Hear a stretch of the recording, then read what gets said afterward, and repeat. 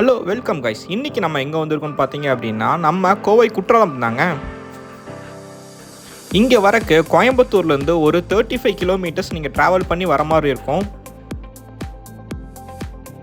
இங்கே இவங்க ஒரு பர்சனுக்கு 60 ருபீஸ் வந்து சார்ஜ் பண்ணுறாங்க. இதே சில்ட்ரன்டாக இருந்தாங்க அப்படின்னா 25 ருபீஸ் சார்ஜ் பண்ணுறாங்க. இதே பைக் பார்க்கிங்க்கு வந்து 20 ருபீஸ் வந்து இவங்க சார்ஜ் பண்ணுறாங்க. இங்கே டைமிங் பார்த்தீங்க அப்படின்னா மார்னிங் 9 to 2 PM வரைக்கும் வந்து இவங்க அலோவ் பண்ணுறாங்க. இங்கே ஓன் வெஹிக்கிள்க்கு வந்து உள்ள அலோட் கிடையாது. ஒரு 3 கிலோமீட்டர்ஸ் ஜீப் சஃபாரி மாதிரி அவங்க வெஹிக்கிளில் நம்மளை கூட்டிகிட்டு வந்து விடுறாங்க.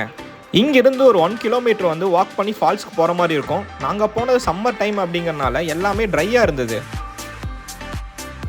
நீங்கள் இங்கே வர மாதிரி இருந்தால் ஏர்லி மார்னிங்கே பிளான் பண்ணிக்கோங்க. ஏன்னா நாங்கள் போகவே வந்து கூட்டம் அதிகமாக வர ஆரம்பிச்சிருச்சு.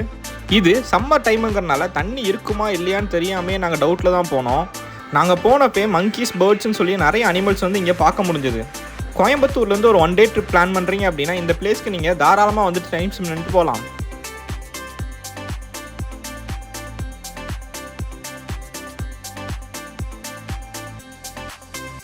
இங்கிருந்து நீங்கள் கொஞ்சம் தூரம் வாக்கிங் பண்ணி உள்ளே போகும்போதே நம்ம வியூ பாயிண்ட்ஸை பார்க்கறக்கு இங்கே ஒரு பில்டிங் வந்து கட்டி விட்டுருக்காங்க.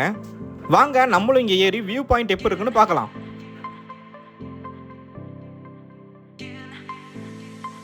இங்கிருந்து பார்க்கும்போது வியூ பாயிண்ட்ஸ் அவ்வளோ அழகாக தெரிஞ்சதுங்க. கண்டிப்பாக நீங்கள் வந்தீங்கன்னா அப்படின்னா அந்த டவரில் ஏறி கண்டிப்பாக பாருங்கள்.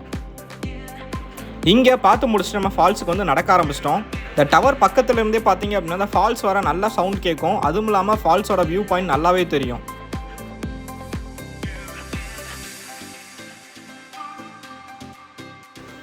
இங்கே ஒரு வழியாக நாங்கள் ஃபால்ஸுக்கிட்ட வந்து ரீச் ஆகிட்டோம்.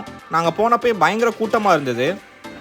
இது சம்மர் டைமுங்கிறனால தண்ணி ரொம்ப கம்மியாக தாங்க வந்துட்டு இருந்தது.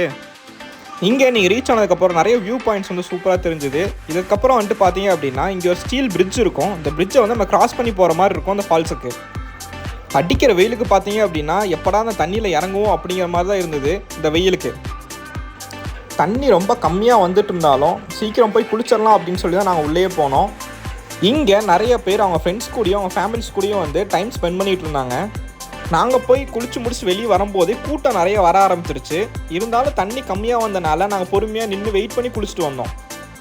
நீங்கள் இங்கே வரைக்கும் பிளான் பண்ணுறீங்க அப்படின்னா மோஸ்ட்லி வீக் டேஸில் வந்து பிளான் பண்ணுங்கள். வீக்கெண்டில் பிளான் பண்ணாதீங்க. ஏன்னா க்ரௌட் வந்து ரொம்ப அதிகமாக வருது. நீங்கள் இங்கே வந்தீங்கன்னா கொஞ்சம் சேஃபாக வந்து குளிச்சுட்டு போங்க. ஏன்னா நம்ம பசங்க இங்கே நிறைய பேர் இந்த பாறையில் ஏறி ஜாலியாக ஆடிட்டு இருந்தாங்க. எங்கே அடி போட்டுனே தெரியாது, அந்தளவுக்கு தான் வந்து தண்ணி இருந்தது. இங்கே நாங்களும் குளிச்சு முடிச்சுட்டு இங்கேருந்து நாங்கள் கிளம்பிட்டோம்.